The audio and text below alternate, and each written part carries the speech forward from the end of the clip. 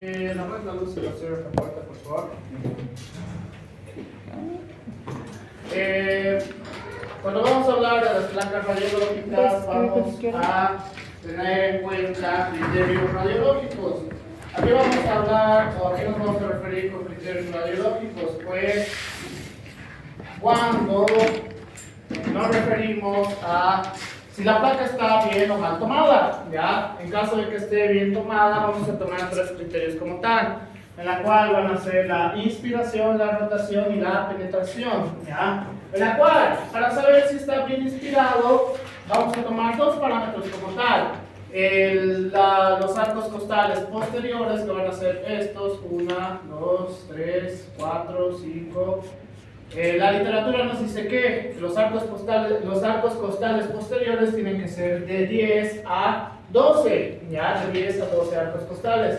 En alguna literatura te dice que tiene que ser 9 arcos costales para decir que está bien inspirado, mientras que los arcos costales anteriores, que acá estoy viendo 1, 2, 3, estos tienen que ser de 6 a 8 arcos costales anteriores. Y entonces, si cumplimos este criterio, vamos a decir que está bien inspirado. 2. La rotación.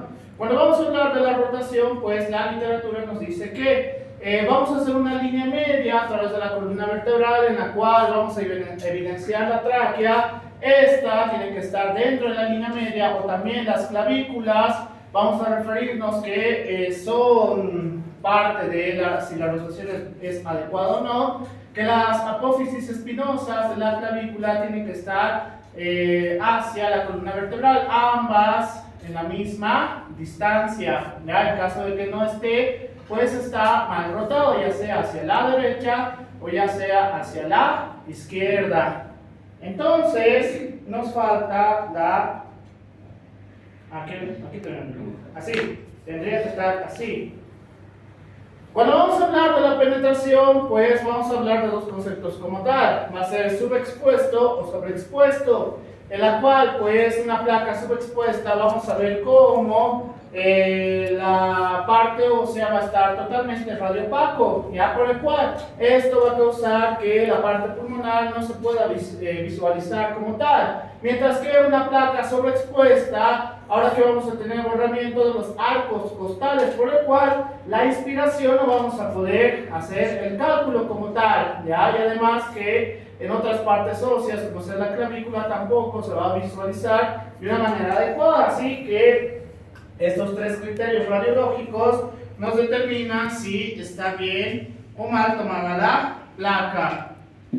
Entonces, vamos a tomar el ABCDE, así como en evaluación primaria, en la cual pues vamos a ir con el A, que va a ser la vía aérea como tal, en la cual tenemos que determinar si la tráquea se encuentra en la línea media, ¿ya? Es decir, si vamos a tener una dificultad a través de la zona de conducción, esta es la tráquea, a través de la zona de conducción, entonces vamos a determinar la vía aérea como tal. 2, pues tenemos que determinar la silueta pulmonar, en la cual pues vamos a ver cómo la pleura visceral es la que nos va a determinar cómo se ve el pulmón, ¿ya? Cómo se ve el pulmón. Y en algunos pacientes, no en todos, porque va a depender también de la técnica radiológica, podemos apreciar la carina. ¿Preguntas hasta acá? Nada que bien. Lo que les decía, vamos a tener que apreciar la parte pulmonar, en la cual pues va a ser sumamente importante para poder determinar si hay alguna alteración o vamos a tener trastornos directamente. Y además vamos a poder apreciar la silueta cardíaca, mientras que en la B vamos a hablar de la división pulmonar como tal, en la cual por anatomía ustedes ya saben que se va a dividir el lóbulo derecho y el lóbulo izquierdo, en la cual el lóbulo derecho se va a dividir en tres partes: el lóbulo superior derecho, el lóbulo medio y el lóbulo inferior derecho, mientras que en la parte izquierda vamos a tener toda esta parte, el lóbulo superior izquierdo, y solamente esta va a ser el lóbulo inferior izquierdo. ¿Pero por qué así de pequeños son los lóbulos inferiores? Así de pequeños son los lóbulos inferiores. No, de un lado se me hace del otro.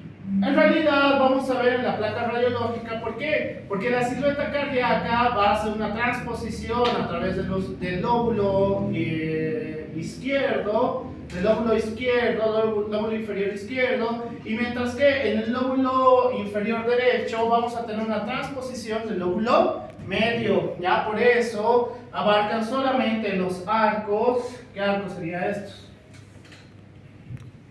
Anatomistas. No, o ángulos, perdón. No. ¿Qué ángulos serían? Costo diafragmáticos, ¿ya? Costilla, diafragma, ángulos, costo diafragmáticos. Entonces, por este motivo tenemos que saber la distribución adecuada de todos los segmentos pulmonares, que eso ya lo saben por anatomía. En la cual, pues, la literatura nos dice que en la C vamos a hablar de la silueta cardíaca. Y la silueta cardíaca tenemos que determinar, pues, todo lo que abarca la silueta cardíaca, en la cual, ¿qué sería esto? Botón aórtico. Bien, el botón aórtico. Y acá vamos a tener que, anatomistas, como dos hundimientos. Son vasos. Bien, la vena cava superior.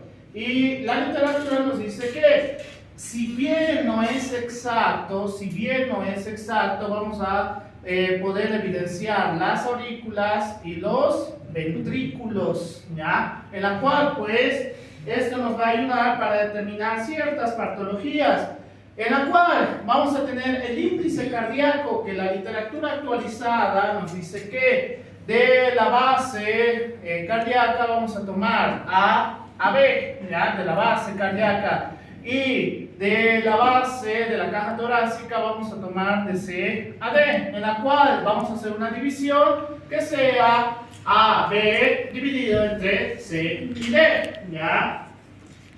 Antiguamente, y es el que me han enseñado a mí, pues hacíamos una línea media, y de la parte auricular tomábamos A hacia la línea media y tomábamos B de la línea media hacia la parte ventricular, hacia el ápex del corazón, ¿ya? Y C, este es el mismo, va a ser en la base de la caja torácica, por el cual hacíamos A más B dividido entre C, que es exactamente lo mismo,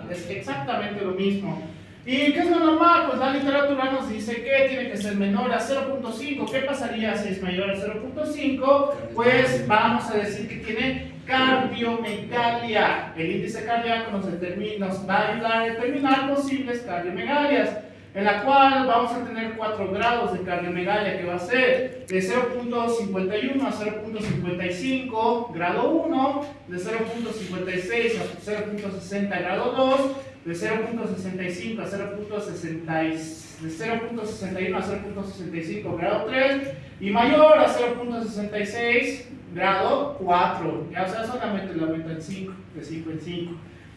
Es importante determinar esto, sí, porque no solamente tenemos que ver la vía aérea, ya, y aquí está cómo tendríamos que ver la parte del corazón. ¿Y qué creen que es esto?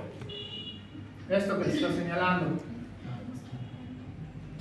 Exocardia, no. No, se ve muy diferente la exocardia. ¿Por qué? Porque no solamente tendría que hacer una rotación la parte cardíaca, sino la conjunción de los vasos también tendría que ser una rotación, ¿ya? Así que no, ahí vemos botón aórtico, que es lo más llamativo que vamos a tener.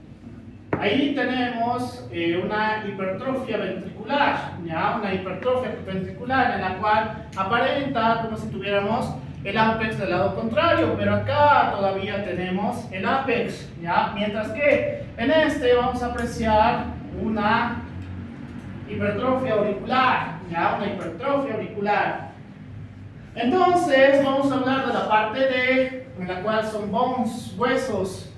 Tenemos que determinar, pues, si puede haber lesiones, ya sea luxaciones, fisuras o fracturas, ya sea en los cuerpos vertebrales, en la clavícula, en el omóplato o en los arcos costales, ya sea tanto los anteriores como los posteriores. Así que en la parte ósea también es importante determinar por qué, porque podemos tener fracturas que estén causando alteraciones de los movimientos respiratorios normales y por eso puede empezar a desaturar.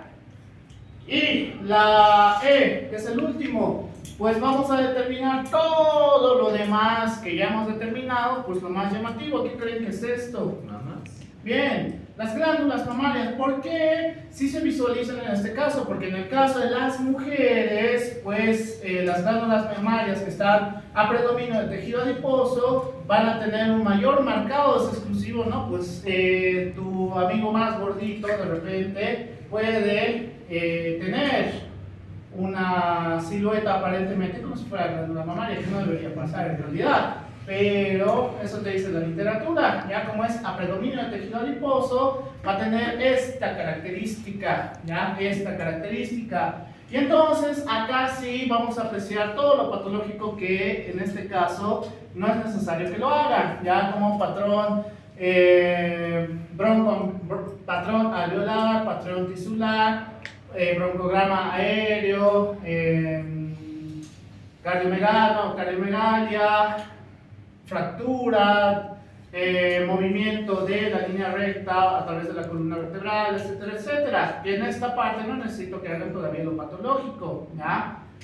Entonces, algo que tenemos que determinar es que la diferencia entre anteroposterior y posterior-anterior. La placa más utilizada es la posterior-anterior, eso les había dicho en la clase, ¿verdad? Mientras que la placa anteroposterior, ¿cuál va a ser la diferencia? Número uno, la línea media en la parte de la columna vertebral, la silueta cardíaca hace un borramiento como tal, ¿ya? Número uno. Número dos, los arcos costales en la placa anteroposterior son más lineales que en la placa posterior-anterior. Acá sí tienen un arco, acá no. Es como si estuvieran lineales. Y el tercero, las apófisis espinosas de la clavícula van hacia adentro en la parte posterior-anterior, mientras que en la anteroposterior van a estar en los ápices pulmonares. Así podemos identificar una placa anteroposterior de una placa posterior-anterior, ¿ya? Así que saber estas cosas es sumamente importante. ¿Por qué? Porque si ustedes piden una placa anteroposterior para un paciente que tiene problemas cardíacos y problemas pulmonares, pues les va a pasar lo mismo que a mí me pasó. Van a tener que pagar una nueva placa porque es su culpa por pedir mal, ¿ya? Porque no me han enseñado como tenían que enseñarme. Tuve que pagar una nueva placa. Así que es importante aprender todas estas cosas. ¿Qué quieren hablar más? No estoy para nada. Son trastornos. Eso ya son trastornos.